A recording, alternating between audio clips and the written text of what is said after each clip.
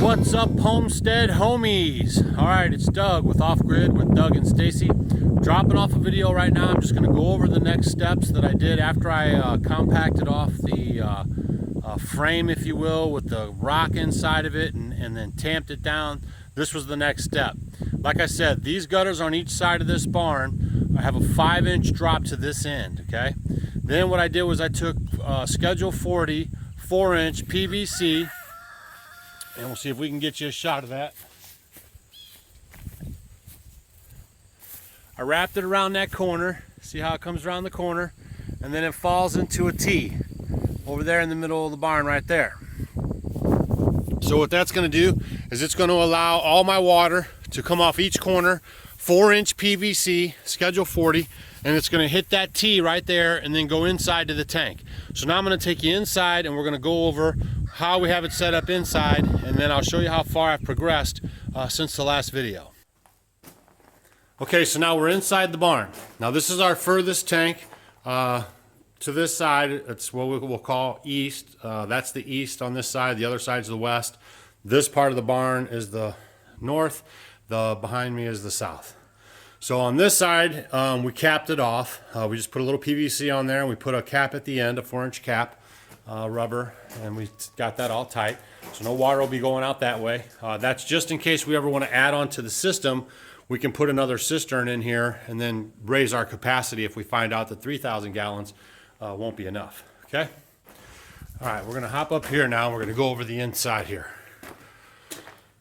All right, here's where the water comes in. Let me see if you can see that. This is where the water comes in from the T, and I'll be repairing that hole, getting it tight around the pipe. It comes into that T, and then this part here that you see up, that's at about 22.5 degrees. That's a 22.5 degree elbow that we have in there. And what that does is it allows the water to come in from here, bypass that, come into the first flush diverter. Okay, the first flush diverter fills up. That's a vent, so that allows the air to escape while it's being filled up. It's just a 1.5-inch pipe, and I just put some stuff, actually some of that chicken wire. If you watch one of our other episodes on how flexible, chicken wire is good to have around the homestead, just buy a couple rolls, you'll always use it. I put that on there just to keep something from crawling in there. I'm going to replace that though with a finer screen. I just wanted to put that on now in the meantime so nothing would get in there. All the holes on all the cistern stuff is plugged up so no mouse or nothing can get in there before we start using it. Okay, so the T comes in. As you can see right there, it'll come this way, fill up. As it fills up, the water will backflow, and then it'll backflow to here. As the other water's rushing in and this water's rushing out, it has no choice but to go up and then into there and then into here. That's the top of the tank. Now what I did, which the guy said, wow, that's a great idea. They come with an open, here I'll show you. They come with an open screen. They call that a mosquito screen or whatever, so no mosquitoes can get in there and lay eggs or anything like that. But I didn't really care for the fact that it was open. A mouse could lounge around up there, put some feces on it or something, who knows. So what I did is I took these feed tubs and I flipped it upside down and cut a hole in the bottom, and that secures the opening to this cistern. So now the water will come out, go right into there, and then nothing can lay on top of there. The cats can't lay on there. No mouse can lay on there. So I'm just trying to keep it more sanitary is the bottom line. No dust much is going to get in there and all that kind of jazz. All right. Now the reason why we put these rubber couplers on here and on the outside, you might have saw it on the T, is just in case, this tank settles a little bit because of the weight in it. It just allows for any kind of movement, or if I ever need to get in there and repair something, I don't have to worry about it. A lot of different stuff. It's easy to disconnect and put back together. So that's a reason why we did that. All right. So then we got the two big tanks, and they're joined together at the top. Obviously, they're going to fill at the bottom, and they're going to fill at the same rate. and then this also allows for the water up top to go across so they stay maintaining the same rate. And then again, we put a rubber coupler in there because as one tank might settle more than another tank, we just want to add a little elasticity in there so it's not rigid and could cause a problem. So that's the reason why we do that. So what I'll be doing next is connecting the bottom ports right here to each other with ball valves, and again, some more rubber couplers and whatnot. And then I'll show you that. And then the final step will be putting in this, there's a filter that comes out of here and then goes into that box. And then I'll show you guys how I'm going to hook that all up. I'm going to insulate inside that box too. And then from there, it goes into the ground all the way to the cabin. So that's the update for right now. I'm going to connect this all together here for a second.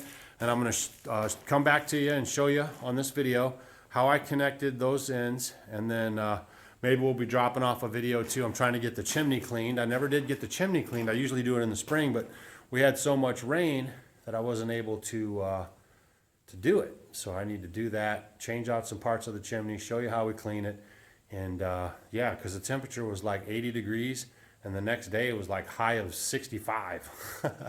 And we've been cloudy and windy. It's been crazy. I want to get my honey off my beehives, but I've had to wait because you don't want to extract honey or mess with the bees when it's windy and cold. That's a bad combination. So, all right. So that's this part of the video. I'm going to be back. I'll show you how we connect the bottom.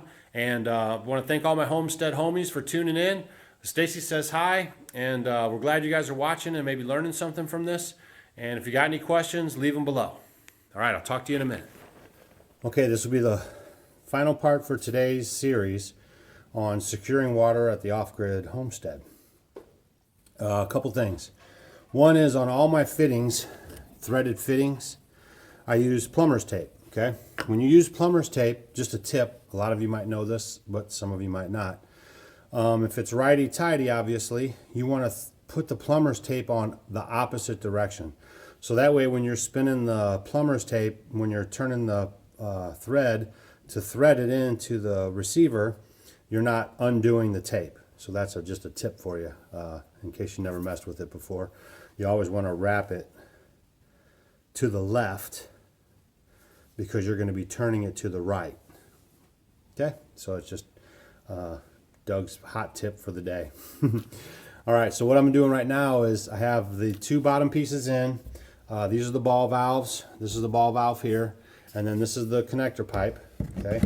So I have that cut pretty good. And then what I'm gonna do is I'm going to put my couplers on each side. Hopefully you can see this.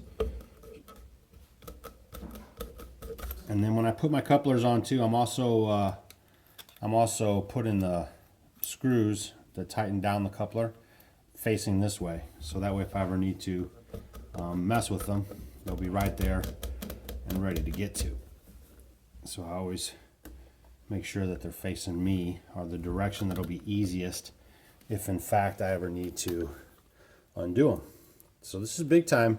When I'm done with this step right here, both tanks will be connected to the gutters outside, and they'll also be connected to each other. Then the final step will be putting on the outward spout into the ground and down and out. So that'll be coming up in another video. After I get done with this, I need to run and get the pipes cleaned out for the chimney like I mentioned before. And so that way we can start using some wood, save on some LP gas. And right now it's not very conducive for outside cooking because the wind is blowing like crazy. It's been blowing like crazy for 3 days. So like I said, it was really hot.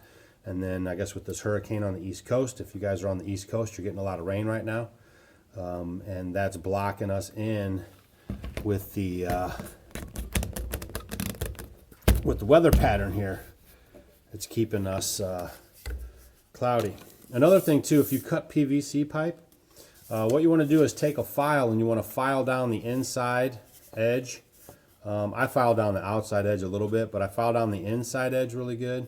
If you file down those edges, not in this case because I'm just putting them onto the couplers, but what happens is when you put it into another piece of PVC, like a collar or something, when you have it primered and glued, if you file that down a little bit, it'll stop it. You know, what happens is suction, right? So when you put this into the other part of the PVC that you're attaching it to, it'll push all the glue and primer out, and that's what you don't want. So if you file that down a little bit, it allows a little bit of that air to escape, and then you'll keep all the primer and the glue inside. So another tip that you might totally know, obviously I didn't know it. I learned it as I was doing this, you know, when I was talking to a few people, and I just wanted to pass it on to you in case you've never done anything like this. You'll have that little tip ready to go. So this is a monumental moment. I am putting on this PVC here. We're going to connect these two tanks.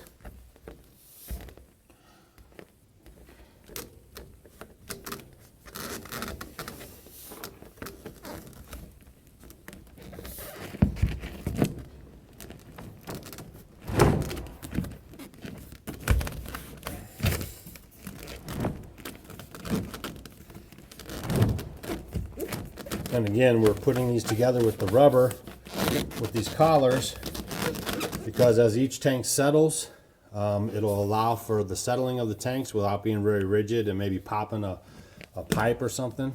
And also, if we ever need to shut one tank off and get in here or operate on either tank, we can control the flow of the tanks back and forth from each other, okay? So we have that in. Very good. Very good. And then we're going to tighten her down. Cool beans. All right, so if you guys got any questions, just leave them in the comments section. I always try to respond to the comments. You can always send us an email. Don't forget to follow us on Twitter and Instagram. We're just learning how to use that stuff. If you do have any tips on using Twitter or Instagram, you can also leave those in the comments section so we can learn how to do that and be more proficient at it. So, but yeah, I think this is really coming together nice. We're really excited about it. We can't thank our homestead homies enough, the ones that contributed, and for the ones just watching the videos. You know, just you watching the videos is a big deal. We wouldn't post the videos if, you know, we weren't getting a response to the videos. So thanks for sharing the video. That's huge. Thanks for watching them. All right, cool. So you guys can see we got both tanks hooked up to the outside, hooked up to the gutters. This is huge.